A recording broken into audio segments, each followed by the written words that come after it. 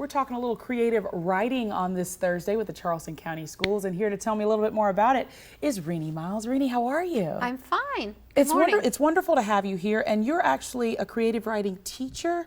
Tell me a little bit about what you do.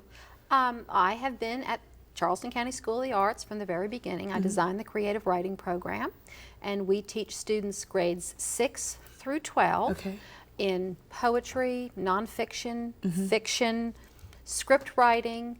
So it is their major. They come to the school, they audition for a position, and then they take a full curriculum of creative writing classes. These students are something amazing, and I want to go ahead and get to these students very quickly. We want to go ahead and do that. We have Savannah Miles, correct?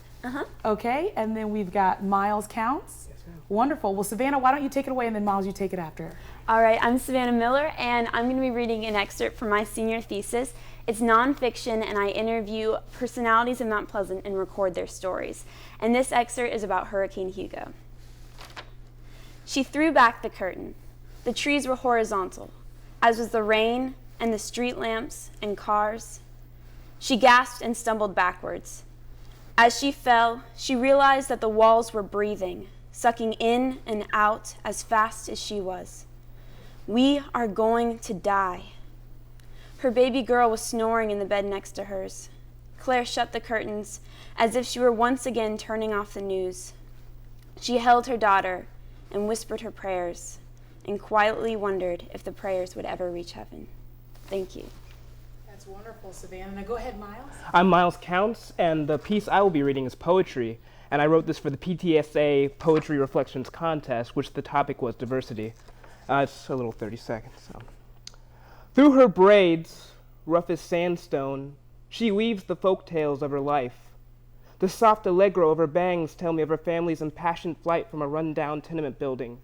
Yet the harsh decrescendo and slope of her hair shouts that she comes from a broken household, where Papa smokes because he can't pay the heating bill, and Mama stands by the ancient stove at night, silently pausing to look out the window.